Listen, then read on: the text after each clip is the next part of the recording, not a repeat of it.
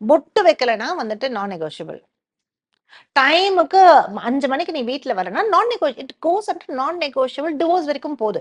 இது என்னன்னா எனக்கே ஷாக்கா இருக்கும். ஏன் இந்த ஒரு சின்ன விஷயத்துக்காக டிவோர்ஸ் இருக்க போதுன்னா, அந்த அளவுக்கு அவங்க அந்த அந்த இது மேல ஒரு நம்பிக்கை வச்சிருக்காங்க. நீங்க இந்த நான் நெகோஷியபிள்ல பொட்டு வைக்கணும் அப்படின்னு சொல்லும்போது தான் நினைவு வருது. இப்போ ரீசென்ட்டா இசைவாணி பாடுனது வந்து பெரிய இஷ்யூ ஆயிட்டு இருக்கு. ஆக்சுவலா அந்த பாட்டுல நீங்க பார்த்தீங்கன்னா, அந்த 2 லைன தவிர மீதி எல்லாமே வந்து ஆமா. விமனுடைய இண்டிவிஜுவாலிட்டி, கரெக்ட், ஃப்ரீடம் அவங்களோட கரெக்ட். ரைட்ஸ் அதுல வந்து ஒரு லைன் வரும். அதுல அவங்க கேட்பாங்க, "நான் என்னடா வெட்கப்பட்டுட்டே நிக்கணுமா?